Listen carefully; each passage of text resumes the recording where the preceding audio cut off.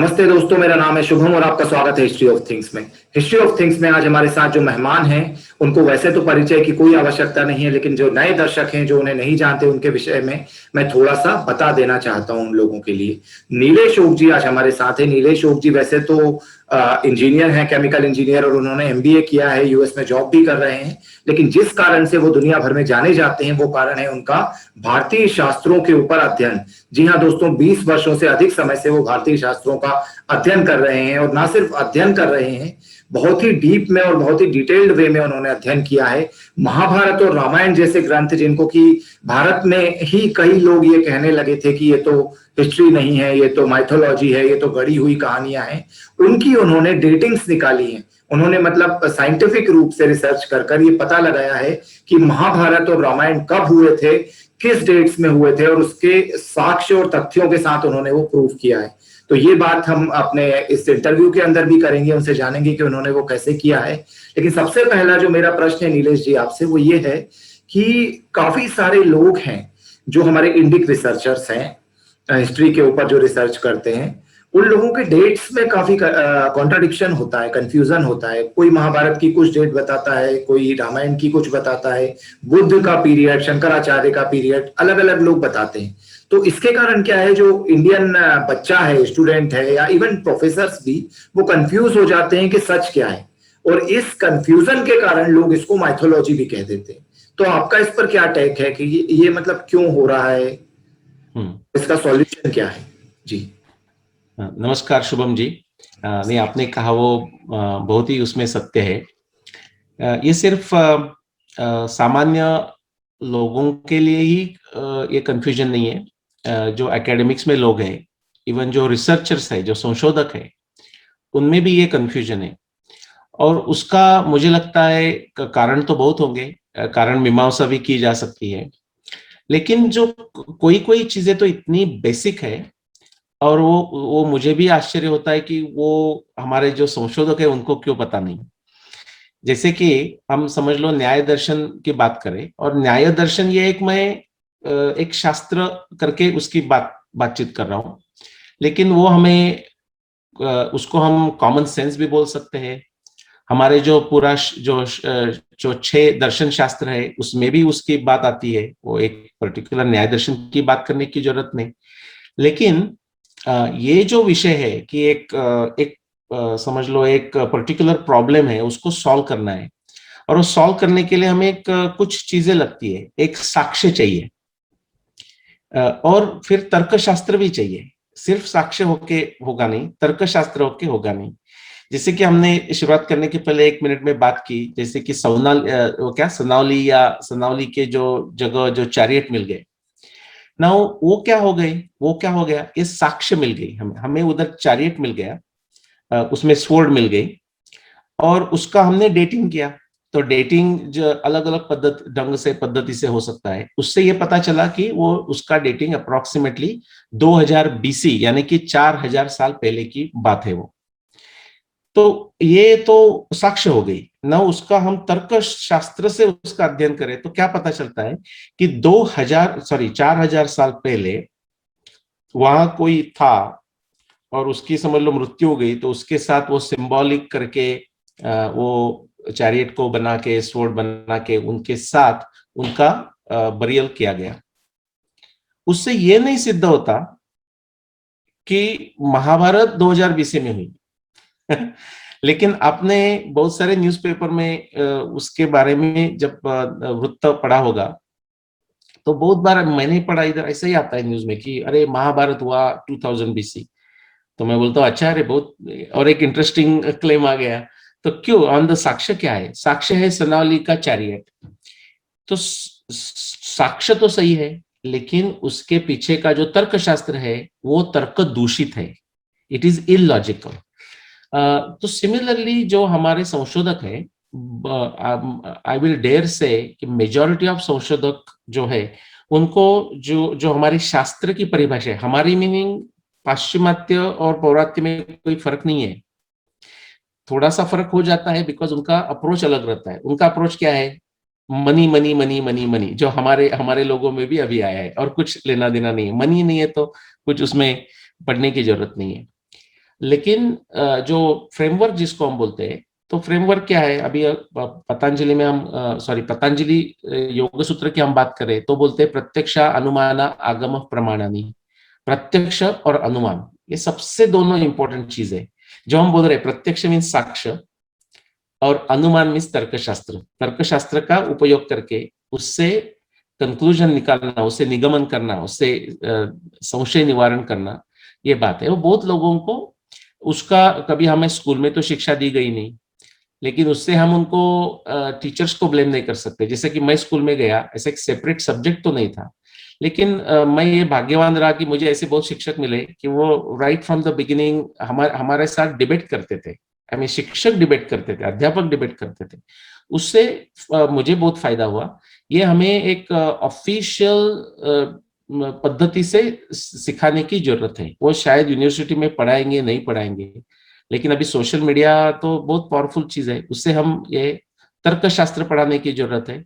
और प्रत्यक्ष मीन साक्ष्य क्या होती है वो पढ़ाने की जरूरत है। इसके कारण ये जो आप जो कह रहे हैं कि महाभारत में भी 130 प्लस ये बहुत सारे क्लेम्स है। वो 400 सी से निकल के 7300 बीसी तक अलग अलग 130 है, और रामायण लिया तो भी डजन प्लस है।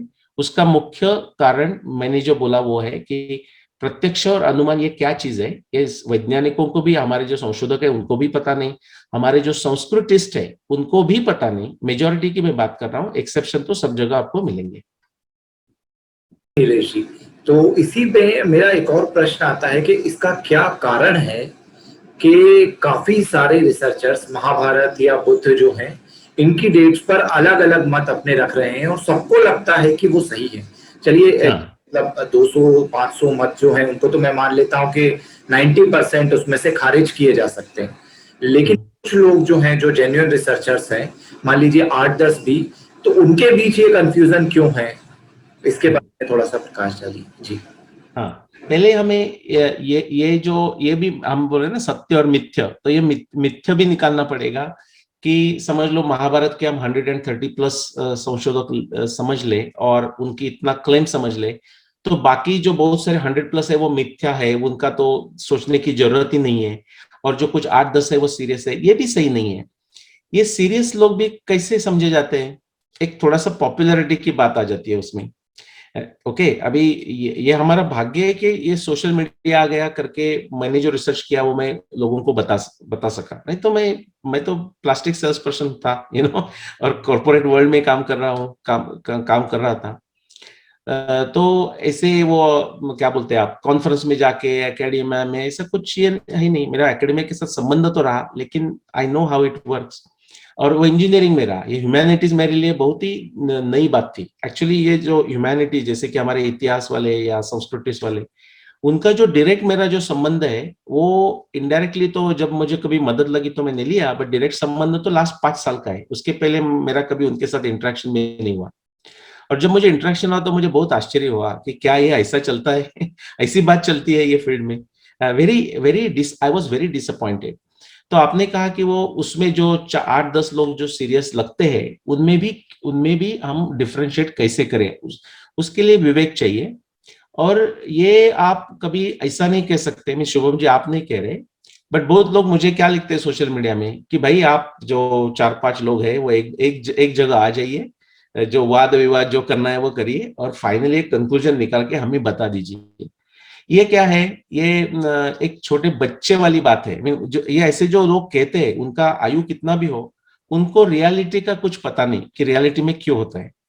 उसमें भी मैं न्याय दर्शन की एक बात लाता हूं। अभी ये फर्क है उसमें, मतलब क्या है, 10 क्लेम्स हो, 12 क्लेम्स हो, 100 क्लेम्स हो, उसमें हम तर्क शास्त्र से ये कह सकते हैं कि 2 ही पॉसिबिलिटीज है।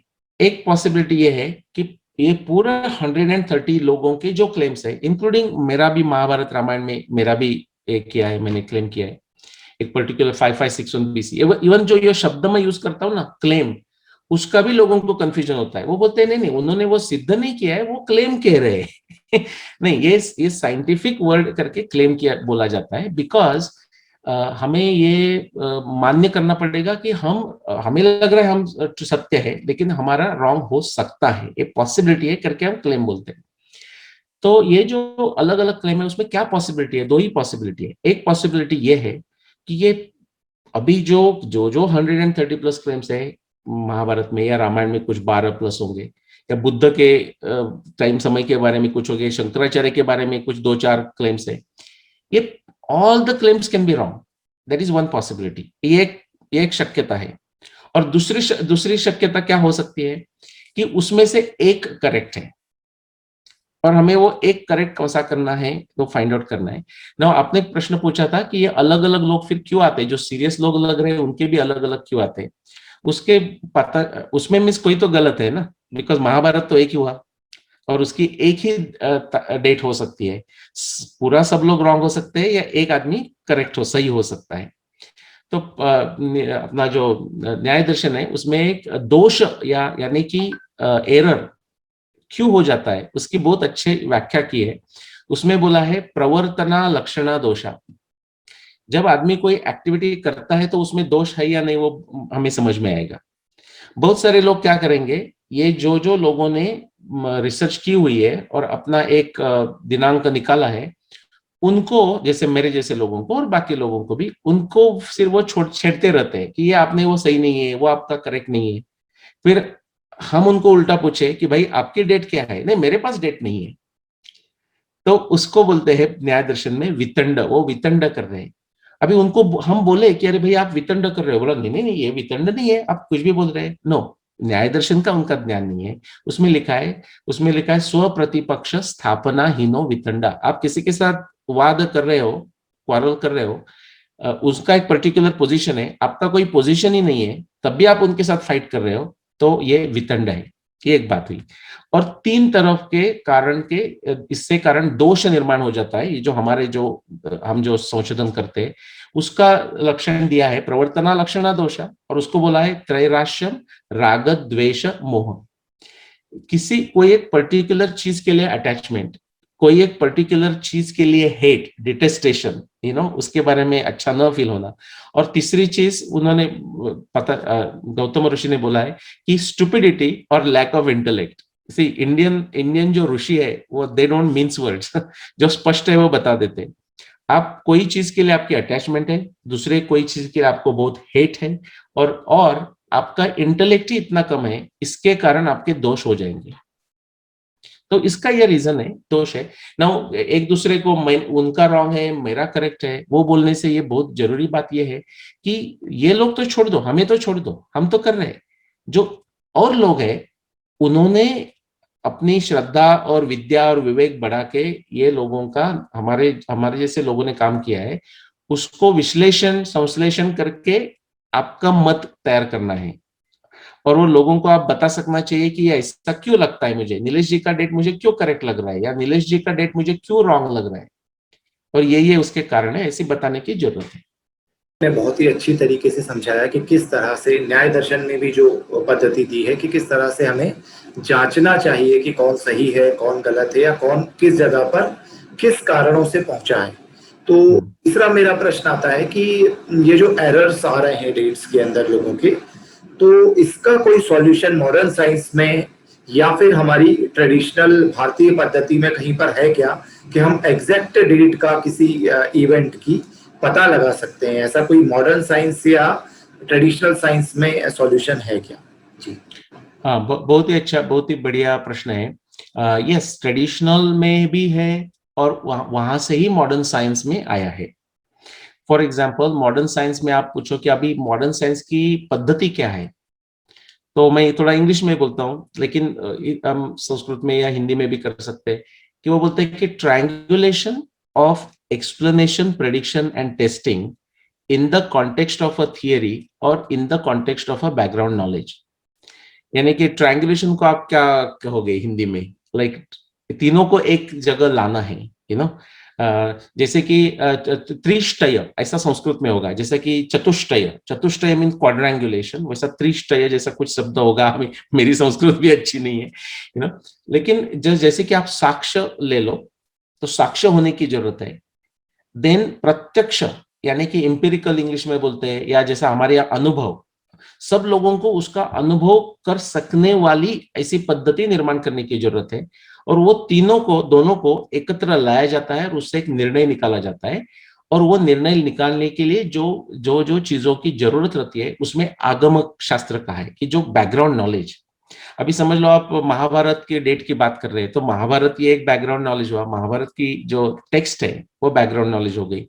आप समझ लो एस्ट्रोनॉमी, जो खगोल शास्त्र का उपयोग करके उसका निर्धारण, काल निर्धारण कर रहे हो, तो एस्ट्रोनॉमी का ज्ञान होना ये आगम शास्त्र बन गया।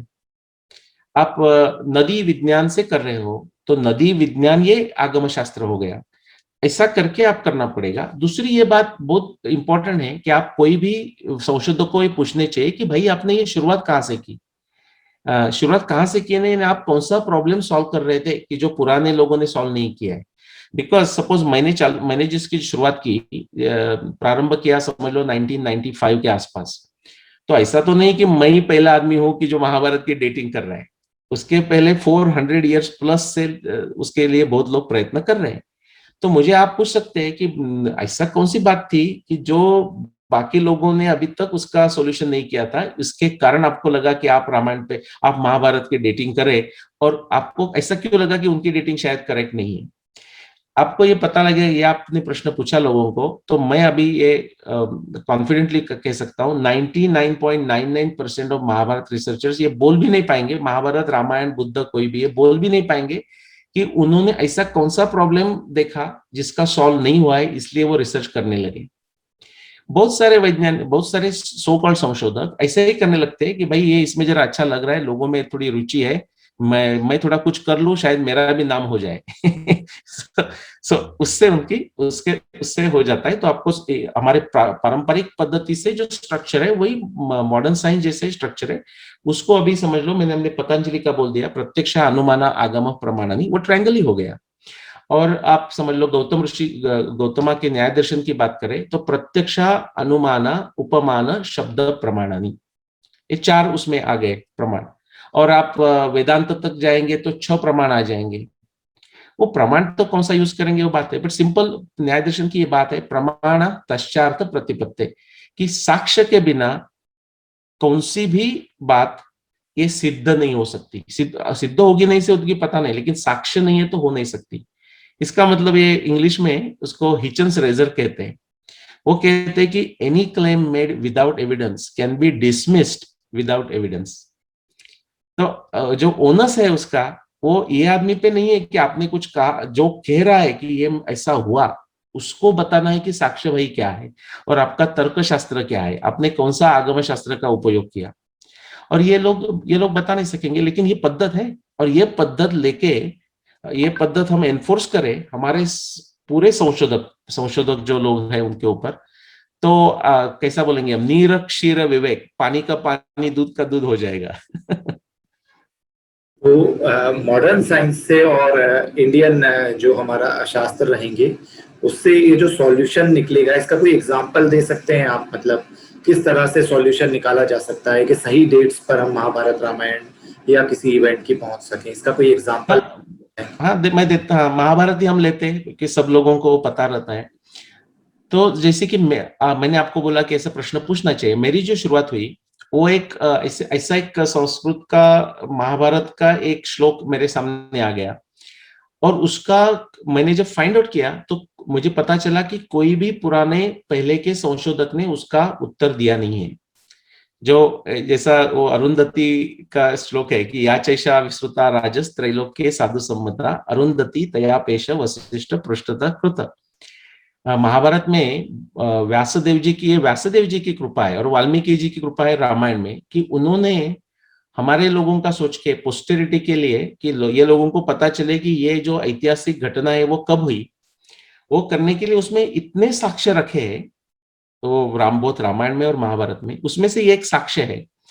तो उसमें ऐसा कहा गया था, ये जो श्लोक है उसमें ऐसा कहा गया है कि महाभारत युद्ध शुरू होने के पहले एक दिन की जो बातचीत चल रही है धृतराष्ट्र और व्यासदेव की, उसमें व्यासदेव धृतराष्ट्र को कह रहे हैं कि जो आकाश में ये जो क्या बोल सकते हैं आप, तारा बोलते हैं, स्टार, अरुंधति और वशिष्ठ, ये जो दूसरा था, सप्तर्षि जो 7 तारे हैं उसमें से एक बहुत बड़ा तारा वशिष्ठ है, उसके नजदीक छोटी सी अरुंधति है।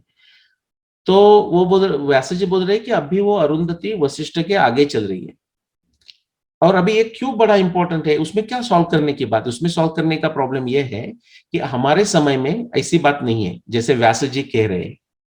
हमारे समय में वशिष्ठ आगे चल रहे हैं, अरुंधति पीछे चल रही है। और हम पीछे चले जाए खगोल शास्त्र, हमारे एस्ट्रोनॉमी का ये शास्त्र का उपयोग करके, तो हमें पता चलता है कि लास्ट 6500 साल तक भी हम पीछे गए तो भी वशिष्ठ ही आगे जा रहे हैं, अरुंधति पीछे है। और व्यास जी तो उल्टा कह रहे हैं महाभारत के समय। तो अभी देखो ये साक्ष्य हो गई है एस्ट्रोनॉमी से, और हमारा तर्कशास्त्र ये बताता है कि व्यास जी उल्टा कह रहे हैं।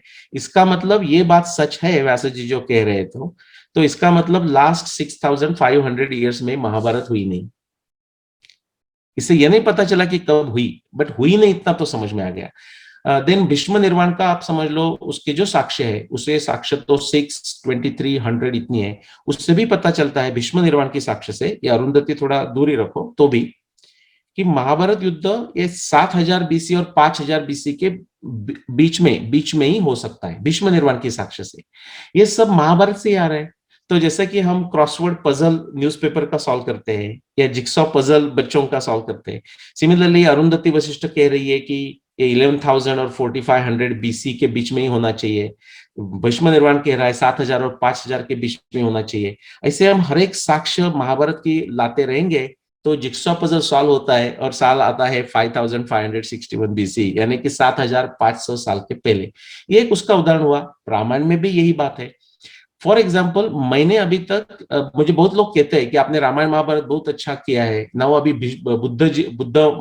बुद्ध भगवान या महावीर जी का या शंकराचार्य जी का डेटिंग पे काम कीजिए। मैंने प्रयत्न किया, मैंने वो छोड़ दिया प्रयत्न करके, क्योंकि मुझे ऐसे प्रकार की जो साक्ष्य कि जिसका प्रत्यक्ष और अनुमान से विश्लेषण हो सके, ऐसी मुझे साक्ष्य कोई मिली नहीं है अभी। और जो संशोधक काम कर रहे हैं वो कैसा काम कर रहे हैं मुझे पता नहीं, लेकिन मुझे साक्ष्य वैसे मिली नहीं, करके मैं काम नहीं कर रहा हूं उसके ऊपर। तो ये भी हम कह सकते हैं, ऐसा नहीं जरूरी नहीं कि हर एक चीज में हमें साक्ष्य भी मिल जाए। साक्ष्य मिल गई और वो यूजफुल साक्ष्य है तो हम निकाल सकते हैं। ये विज्ञान का लिमिटेशन भी है, उसकी ये विज्ञान की मर्यादा भी है। ये एक अच्छे रिसर्चर की निशानी भी होती है कि वो हर चीज प्रूव करने नहीं चला जाता, सिर्फ ईगो को सेटिस्फाई करने या लोगों में अपनी पावर प्रूव करने के लिए कि मैं तो सब कुछ कर सकता हूँ। तो रिसर्च में भी हम लोग एक लिमिट लिखते हैं, स्कोप लिखते हैं शुरू में, तो वैसा स्कोप हमेशा होना चाहिए कि जैसा आपने बताया कि रामायण और महाभारत में उस तरह के श्लोक थे जो वाल्मीकि जी, वेदव्यास जी ने लिखे थे, जिसमें उस समय की ग्रहों की पोजिशंस का एग्जैक्ट एक्यूरेट वर्णन था, जिसको आप देखकर आपने प्लेनेटरी पोजीशन सॉफ्टवेयर्स में वो डाला, और उसके बाद जब आपने पता लगाया तो पता चला वैसी प्लेनेटरी पोजीशंस पिछले 5-6 हजार सालों में नहीं हुई थी। तो जब हुई वो आपने पता लगाया, तो उससे आपने रामायण और महाभारत की एग्जैक्ट एक्यूरेट डेट्स पता लगा ली। एटलीस्ट ये फाइनलाइज हो गया कि इतने सालों में तो वो नहीं हुआ था। तो इतने साल तक तो ये मतलब प्लेनेटरी पोजीशन वशिष्ठ अरुंधति वाली बनी नहीं थी। तो ये एक बहुत ही बड़ी चीज है, बड़ी जीत भी है, क्योंकि बहुत दिनों से जो फॉरेन वाले लोग थे वो ये कह रहे थे कि 2500 सालों में मतलब वो डार्क एज और वो सब उसमें सिमेटना चाहते थे पूरी ह्यूमन रेस को, कि इसी के बीच में सारा कुछ हुआ है। तो हम लोग पीछे तक डेट्स को प्रूव कर पा रहे हैं यहाँ साइंटिफिक वे में, ये बहुत बड़ी बात है, और आप लोगों का इसमें बहुत बड़ा एक योगदान है। कम से कम आज बात इस बात पर नहीं हो रही है कि महाभारत रामायण हुए ही नहीं थे या माइथोलॉजी है। अब लोग इस पर बात कर रहे हैं कि इसकी डेट या तब थी या मतलब पूरा डिबेट का जो कंसर्न है वो बदल गया है। तो ये बड़ी बात है, एटलीस्ट लोगों ने आइडेंटिफाई करना, मानना शुरू किया है कि हुए तो थे और हिस्ट्री है। तो ये एक बहुत बड़ी जीत है आप जैसे लोग जो इस समय के ऋषि कहे जाने चाहिए, उन लोगों के कारण। तो एक मेरा क्वेश्चन है कि आपकी क्या एडवाइस है इंडिक रिसर्चर्स के लिए जो भारतीय थॉट प्रोसेस से सोचते हैं, अच्छे रिसर्चर्स हैं, उनको किस तरह से रिसर्च शोध कार्य करने चाहिए, किस वे में करने चाहिए? तो what is your advice for Indic researchers? हाँ, नहीं, अच्छा प्रश्न है। जो अच्छे रिसर्चर्स है और जो काम कर रहे हैं उनको मैं कुछ एडवाइस देने की जरूरत ही नहीं है।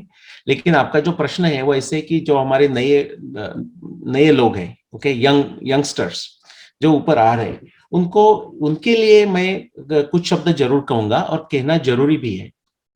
क्योंकि क्या होता है वो पहले रॉन्ग, उनका एक थोड़ा सा ब्रेन वॉशिंग हो जाए यूनिवर्सिटी सिस्टम में तो फिर वो एक मीडियोकर बन जाते हैं, है ना। जैसे ऐसे है ना कि हमें यूनिवर्सिटी सिस्टम या कहाँ भी सिस्टम की बात नहीं, अभी हम भी तो सबने डिग्री पाई, राइट। लेकिन जो जो कोई एक्सेप्शनल लोग होते हैं वो इसलिए नहीं होते कि वो यूनिवर्सिटी में चले गए, वो वैसे भी एक्सेप्शनल होते थे, शायद उनको यूनिवर्सिटी सिस्टम का फायदा हुआ, वो तो हो सकता है। लेकिन mediocrity is kind of what people like, दूसरे का पांव खींचने वाली जैसी बात है। तो यंगस्टर्स के लिए मेरा ये एडवाइस रहेगा कि फर्स्ट थिंग उनको ये इंपॉर्टेंट जरूरी है। कभी लोगों को लगता है कि अरे भाई ये बहुत अच्छा फील्ड है कि उसमें तो चलो उसमें पैसा मिल रहा है तो शायद उसमें भी करें। तो उसमें सबसे ये बात है कि इसमें पैसा है करके आप आ रहे हो तो बहुत ही रॉन्ग ट्रैक पे आप आ गए इसलिए ये पैसा तो सबको चाहिए, सस्टेनेंस के लिए सबकी जरूरत है।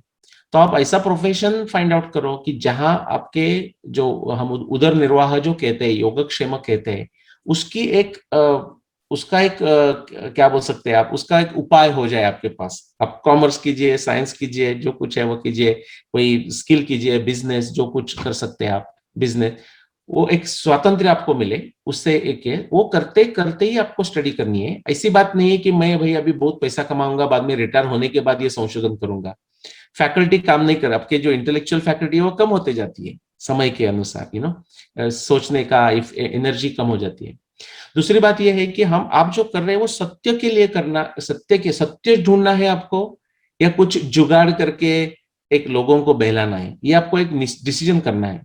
जैसे कि हम जर्नलिज्म में आजकल देखते हैं कि उसका मेन उद्देश्य क्या है, लोगों को बहलाना है, जो एक पर्टिकुलर एजेंडा है वो चलाना है, तो वो आपको करना है। इवन ये शास्त्र में तो वो मत सोचिए आप तो कर सकते हैं। ऐसे बहुत लोग हैं राइट नाउ जिसको खुद को संशोधक मानते हैं और बहुत ही व्यभिचार करके बैठे हैं, उत्पात करके बैठे हैं।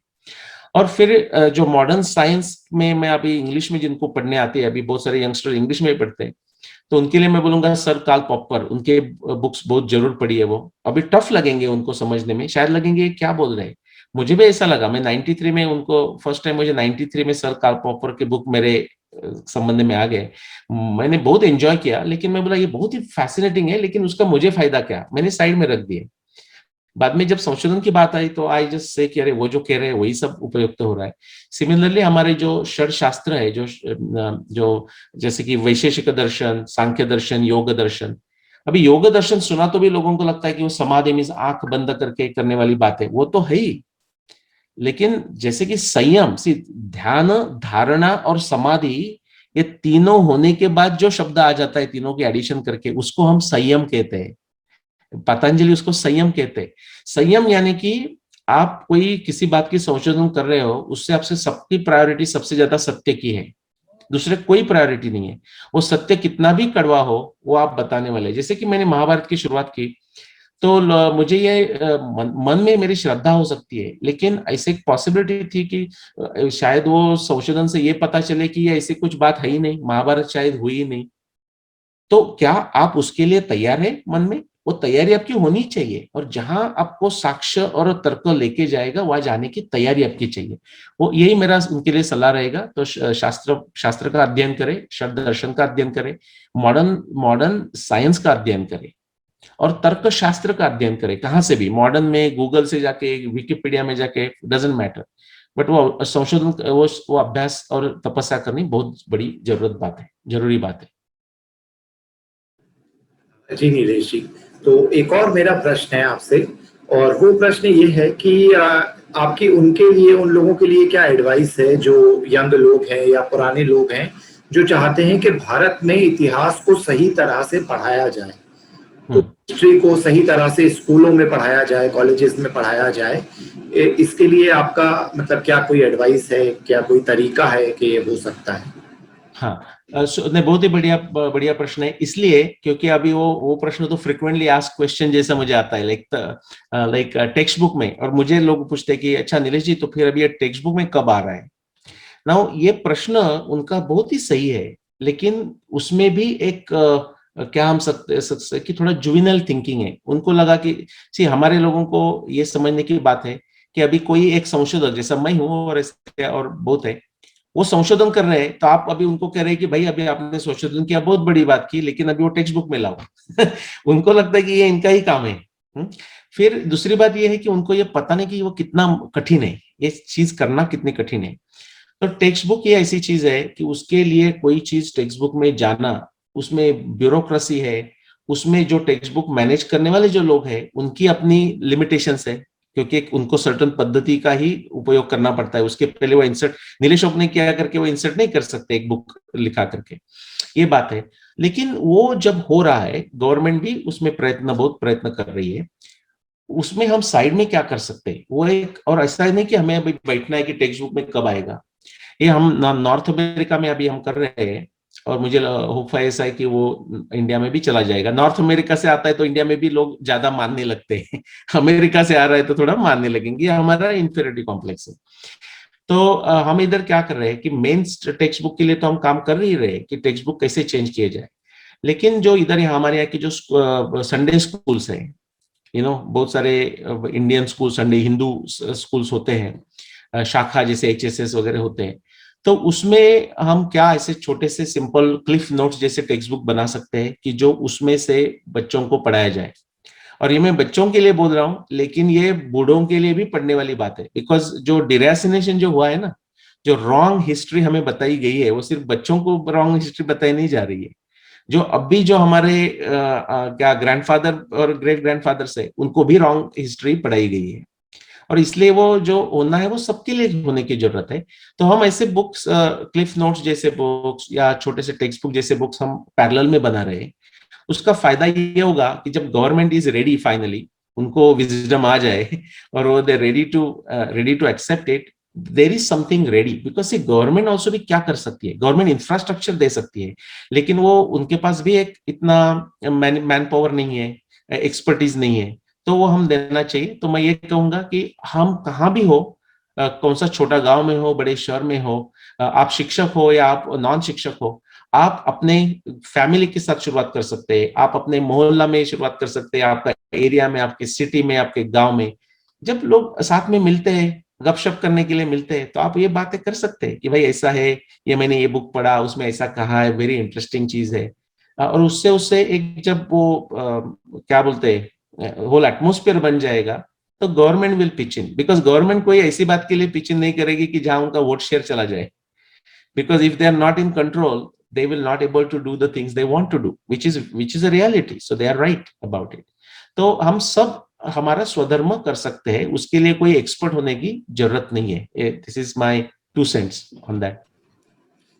मेरा एक अंतिम प्रश्न आपसे है कि आपके आगे के प्रोजेक्ट्स क्या हैं? महाभारत रामायण के बारे में आप ऑलरेडी बुक्स लिख चुके हैं, और इन पर भी और कार्य चल रहा है, या फिर कुछ नया आप करने का प्रयास कर रहे हैं? जी हाँ, नहीं, धन्यवाद। इतने विविध विषय है, उसमें बहुत ही विषय में अलग अलग प्रकार का कार्य चल रहा है। जैसे कि हमारे नेचुरोपैथी और आयुर्वेदा कहे तो उसके जो टेक्स्ट है, तो लोग बहुत सारे टेक्स्ट, लोगों को टेक्स्ट पढ़ना, आयुर्वेदा पढ़ना मीन्स वो आयुर्वेद के टेक्स्ट पढ़ के बाय हार्ट करना ऐसा सोचते हैं। ऐसी बात नहीं है। उसमें जो कहा है कि ये आप करोगे तो इसके ऊपर ये आपको गुण आ जाएगा, उपाय हो जाएगा ये पर्टिकुलर डिसीज के लिए, तो वैसा कंट्रोल एक्सपेरिमेंट्स करके स्टडी करना, ये एक बात। और फिर उसका कार्य-कारण भाव से ऐसा क्यों होता है, जैसा वेस्टर्न मेडिसिन में होता है कि टर्मरिक में ऐसी कौन सी चीज है कि जिसके कारण वो anti cancer, anti bacterial, anti fungal काम करती है। ऐसे ही चीजों का एक स्टडी करना, नेचुरोपैथी के बहुत सारे इसका स्टडी करना, ये एक प्रोजेक्ट चल रहा है। देन ये अभी जो रामायण महाभारत या एंटिक्विटी, बाकी बहुत सारे बात है, जैसे आर्यन इन्वेजन थियरी का जो नॉनसेंस है, हमने उसके ऊपर बात की थी जब मैं उधर आया था, राइट। ये सिंपल भाषा में लोगों के सामने कैसा ला जाए इन अट्रैक्टिव फॉर्म, सो दैट उनको प्राउड लगे कि भाई ये एक फिल्म आप देख लो।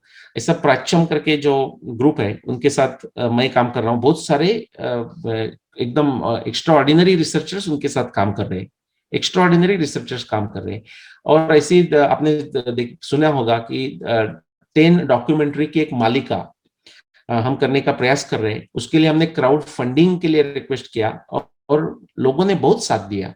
एक्चुअली क्राउड फंडिंग में जितना हमने उनसे रिक्वेस्ट की थी, उससे ज्यादा ये अमाउंट जमा हो गई। उसके कारण अभी एग्जैक्टली डिटेल्स हमें अभी बोल भी नहीं सकते और हमें भी पता नहीं है, अभी कोविड के कारण तो और उसमें डिलेज आ रहे हैं। लेकिन जो पहले हमने 10 मिनट की एक एक डॉक्यूमेंट्री हो गई करके सोचा था, actually we are trying to make it even longer, not too long, क्योंकि लोगों को एक समझने का भी अपना एक तरीका रहता है, और उससे और कुछ हम ज्यादा संशोधन कर पा रहे हैं और एक्चुअली कोई पर्टिकुलर प्लेसेस में जाके हम वीडियो शूटिंग ले सकेंगे, ऐसे कुछ चल रहा है। Right now I spend like close to 2-3 hours, और बाकी टीम मेंबर्स तो और भी समय बिताते हैं ये चीज पे। तो ये सबसे बड़ा प्रोजेक्ट अभी एक हो रहा है। और जैसे कि हमारे जो दर्शन शास्त्र में बोला, तो दर्शन शास्त्र पे मैं कोर्सेज डेवलप कर रहा हूँ, दर्शन शास्त्र पे कोर्सेज डेवलप कर रहा हूँ, खगोल शास्त्र में इंडियन खगोल शास्त्र, इंडियन एस्ट्रोनॉमी पे कोर्सेज डेवलप कर रहा हूँ। बहुत सारी रिक्वायरमेंट्स लोगों ने मुझे दिए भगवत गीता पे, अभी भगवत गीता पे तो कितना लोगों ने कितनी बात की है, तो इसलिए मैंने बैक बर्नर पे रखा। लेकिन मैं कोई छोटा ग्रुप में कभी मैं भगवत गीता पे डिस्कशन करता हूँ तो उन्होंने बोला कि ये जो आप कर रहे हैं वो कभी हमें सुनने को नहीं मिलता बाहर यूट्यूब पे भी नहीं मिलता और कहा मंदिर में जाके भी नहीं मिलता, तो शायद उसमें भी करेंगे। इतना प्रायोरिटी तो अभी नहीं रखा है भगवत गीता पे, लेकिन ऐसे बहुत सारे प्रोजेक्ट पाइपलाइन में है। तो ये बहुत ही अच्छा एक कार्य है जो आप कर रहे हैं। बहुत कम लोग ऐसे होते हैं जो एक्चुअली में, जो आपने एक बात बोली वो बात बिल्कुल सही है कि सरकारें भी वो एक एनवायरनमेंट क्रिएट कर सकती हैं, लेकिन वो सिलेबस डिजाइन करना, वो किताबें लिखना, ये तो इंटेलेक्चुअल्स का ही काम होता है। तो यदि पहले से वो किताबें रेडीमेड तरीके से लिखी गई हों, तो यदि कोई सरकार विलिंगली चाहती है चेंज करना, तो एटलीस्ट उनको इम्प्लीमेंट कर सकती है। तो आप वो उस तरह की किताबें तैयार करने का काम कर रहे हैं, ये बहुत ही अच्छी बात है। और मैं अपील करूंगा यदि कोई सरकार में से भी लोग हमारे इस वीडियो को देख रहे हैं, देखें, तो वो लोग नीलेश जी से कांटेक्ट करें और इस तरह की बुक्स वगैरह यदि वो इम्प्लीमेंट करना चाहते हैं तो वो उनसे ले भी सकते हैं वो बुक्स तैयार होने के बाद। तो नीलेश जी आपका बहुत बहुत धन्यवाद, आप हमसे जुड़े और आपने बहुत कीमती समय आपका हम लोगों को दिया। आशा है सारे व्यूअर्स ने आपसे बहुत कुछ सीखा होगा और आपके आगे के प्रोजेक्ट्स के लिए आपको बहुत बहुत शुभकामनाएं। बहुत बहुत धन्यवाद नीलेश जी। धन्यवाद Shubham ji, always a pleasure to talk with you and have conversations with you. Pleasure is mine, sir. Thank you. Namaskar. Yeah.